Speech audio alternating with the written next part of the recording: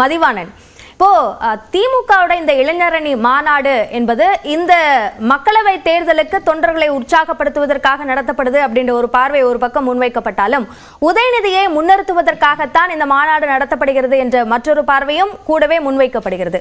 உங்கள் கருத்து? இல்ல, முன்னிறுத்ததுல என்ன தப்புன்னு எனக்கு தெரியல.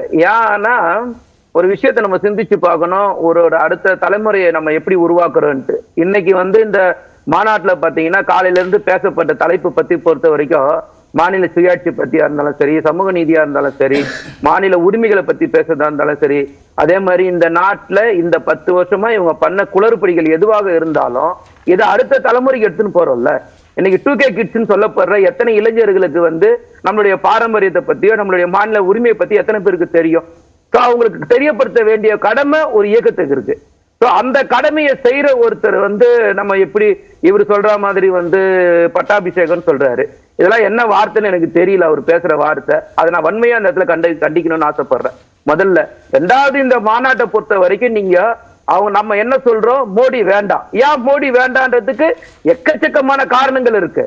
இந்த மோடி தான் இந்த நாட்டை வளர்ச்சி பாதைக்கு கொண்டு போவேன்னு சொல்லிட்டு இதுவரைக்கும் எந்த வகையான வளர்ச்சியும் கிடையாது.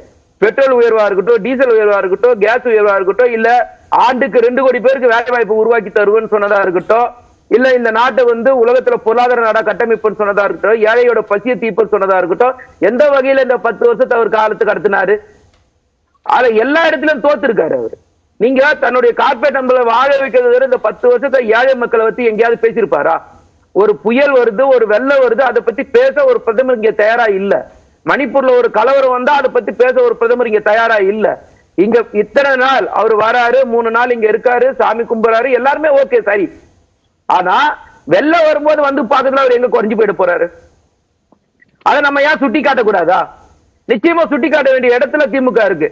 அதே மாதிரி பத்தி இப்போ கேள்வி இல்ல. நான் இப்போ முன்வைத்த கேள்வி என்ன அப்படின்னா, திமுகவுடைய பேரண்ட் பாடி அதை விட அதிகமான முக்கியத்துவம் இளைஞர் அணிக்கு கொடுக்கப்பட்டதற்கான காரணம் என்ன என்பதுதான்.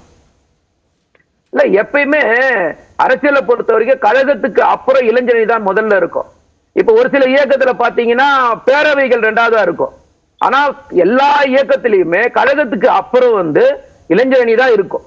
அது இங்க அரசியல் தெரிஞ்ச அத்தனை பேருக்கு எனக்கு தெரிஞ்ச வரைக்கும் தெரியும். ஆனா இந்த மாநாடு முன்னாடியே நடத்தணும். 2 தடவை கேன்சல் ஆகுது மழையால. நம்ம இன்னைக்கு உலகத்துல எது நடந்தாலும் சரி, யார் கஷ்டப்பட்டாலும் சரி, என் வேலையை செய்வேன்னு சொல்றதுக்கு நம்ம மோடி இல்லைல்ல. நம்ம மக்களோட மக்களா இருக்கணும், நம்ம முடிவு பண்றோம். மக்களுக்கு ஒரு பிரச்சனை வரும்போது அதுல மக்களுக்கு உறுதுணையா இருக்கிறோம். நீங்க இன்னைக்கு இருக்கிற தமிழ்நாடுடைய நிதி நிலைமையை பத்தி எல்லாருக்கும் தெரியும். இந்த காலகட்டங்கள்லயே பாதிக்கப்பட்ட மக்களுக்கு 6000 ரூபாய் நிதி கொடுக்கிறோம். அதே மாதிரி மகளிருக்கு உரிமை தொகை 1000 ரூபாய் கொடுக்கிறோம். அதே மாதிரி இன்னைக்கு பொங்கல் பரிசு தொகுப்பு 1000 ரூபாய் கொடுக்கிறோம். இந்த நிதியில எங்க கொடுக்கிறோம்? இன்னைக்கு வரி பகிர்வு மொத்தமா ஒன்றிய அரசு எடுத்துக்கிட்டு போச்சு. பாக்கியன்னா அதை பத்தி எங்கேயுமே பேச மாட்டாரு. இது இந்தியா கூட்டணி ஜெயிக்குமா? இந்தியா கூட்டணியில ஒவ்வொருத்தருக்கும் ஒரு கருத்து இருக்கு, நிச்சயமா இருக்கு. 4 பேர் இந்த நிதி உதவிகள் இதெல்லாம் செய்யப்பட்டிருக்கு, அது நிதி சிக்கலுக்கு நடுவுல செய்யப்பட்டிருக்கு அப்படின்றதுல மறுப்பதற்கு இல்லை. இப்போ நீட் அப்படின்ற ஒரு விஷயம், இதுல மிகப்பெரிய விமர்சனத்தை திமுக மீது முன்வைக்கிறாங்க அதிமுக உள்ளிட்ட எதிர்கட்சிகள். ஏன் நீட் தேர்விலிருந்து முதல் நடவடிக்கையாக அதிலிருந்து விலக்கு பெறப்படும் அப்படின்ற உத்தரவாதம் கொடுக்கப்பட்டது. ஆனா அதையே இப்ப போராட்டமாக மாற்றுவதற்கு இந்த மாநாட்டில் தீர்மானம் நிறைவேற்றாங்க. சோ இந்த மாதிரியான விஷயங்கள் நெருக்கடி ஏற்பட்டதன் காரணமாகத்தான் இளைஞரணி மாநாடு அப்படின்ற ஒரு விஷயம் மூலமாக இது முன்னெடுக்கப்படுதா? இப்போ நீட் தேர்வு வரும்போது யார் ஆட்சியில இருந்தா? அதிமுக இருந்தாங்க. உதயமின் திட்டத்துல கையெழுத்து போடும் 3 திட்டமும் அம்மையார் ஜெயலலிதா எதிர்த்த திட்டங்கள் தானே. நீட் விலக்கு மசோதா, அதே மாதிரி உதயமின் திட்டம், உணவு பாதுகாப்பு மசோதா. தேர்தல்ல போட்டியிடும் போது வாக்குறுதியாக நீங்க கொடுத்தீங்கல்ல, அதை ஏன் வந்ததுக்கு அப்புறம் நிறைவேற்ற முடியல? இல்ல, நான் வெளியில இருக்க கொஞ்சம் அதான் நான் சொல்ல வரேன். ஒரு நிமிஷம் எனக்கு கொடுத்தீங்கன்னா நான் சொல்றேன். நீங்க கையெழுத்து போட்டுட்டு போயிட்டீங்க. அதுக்கப்புறம் அரசாங்கம் ஒரு நடைமுறைக்கு எடுத்ததுக்கு வந்தப்புறம் அது ஒவ்வொரு ஸ்டெப்பா தான் செய்ய முடியும். நீங்க கையெழுத்து போட்டவங்களை விட்டுட்டு நாங்க இன்னைக்கு வரைக்கும் நீட் வேண்டான்றதுல நாங்க ரொம்ப தெளிவா இருக்கோம். அதுல எந்த விதமான மாற்று கருத்தோ அதுல எங்க பின்வாங்குற இடத்துல நாங்க இல்ல.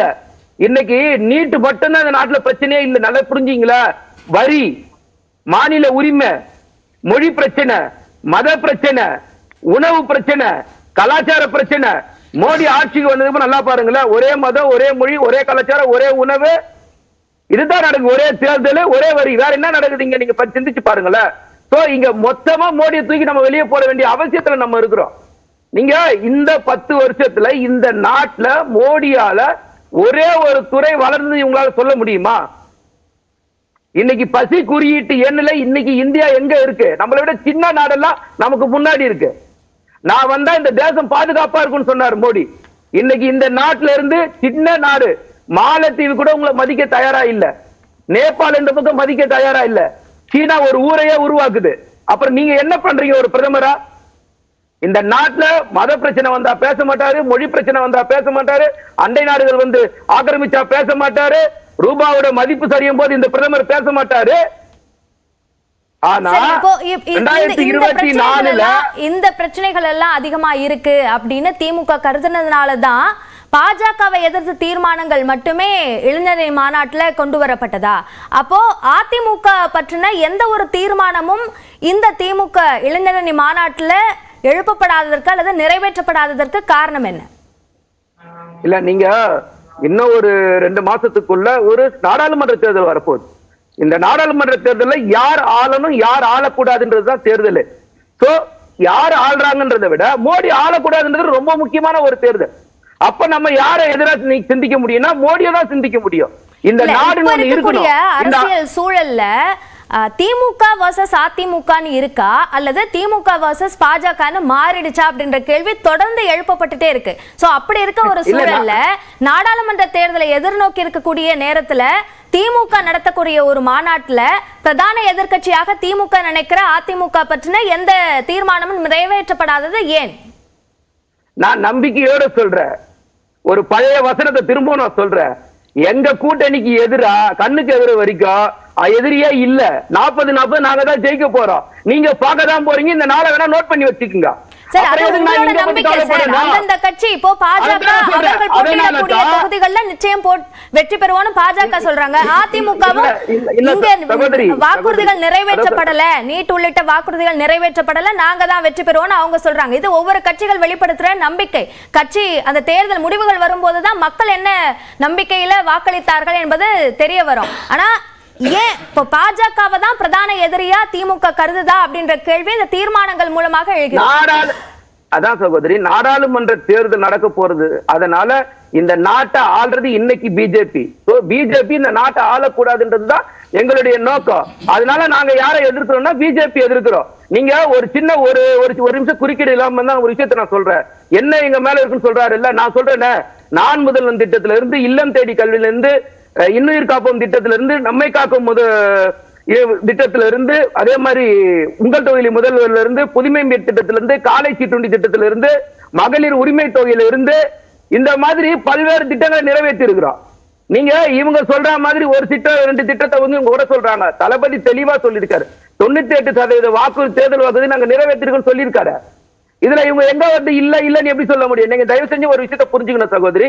3 வருஷத்துக்குள்ள நாங்க இவங்கள மாதிரி 10 வருஷம் நாட்டை ஆளல. நாங்க 3 வருஷத்துக்குள்ள நாங்க கொடுத்த தேர்தல் வாக்குறுதியில 98% நாங்க நிறைவேற்றிருக்கோம். இன்னைக்கு அதை நாங்க தெளிவா மாநாட்டு பந்தல்லையே சின்னர் சொல்லியிருக்காரு. கட்டணமில்லா பேருந்துள்ள 404 கோடி பேர் வந்து பயணம் பண்ணிருக்காங்க. அதுல 24 லட்சம் திருநங்கைகள் பயணம் பண்ணிருக்காங்க. 3,17 லட்சம் மாற்றுத்திறனாளிகள் வந்து பயணம் பண்ணிருக்காங்க. கலைஞர் உரிமை தொகை திட்டத்துக்கு 1,15,84,000 பேர் மாதம் 1000 ரூபாய் இன்னைக்கு வாங்குறாங்க. அதே மாதிரி காலை சிற்றுண்டி திட்டத்துல 31,008 அரசு பள்ளிகள் மூலமா 18,54,000 இந்த உணவு சார்ந்த விளக்க உரை ஏற்கனவே மாநாட்டோட தீர்மானத்திலே 12 தீர்மானங்களாக நிறைவேற்றப்பட்டிருக்கு. திரு மதிவாணன், அடுத்த வாய்ப்புல நம்ம தொடர்ந்து பேசுவோம். திரு ஜவஹர் அலி, இப்போ அதிமுக பல்வேறு வகைகள்ல தமிழ்நாட்டை பாழாக்கி இருக்கு, தீர்மானம் நிறைவேற்றப்படல அப்படின்னா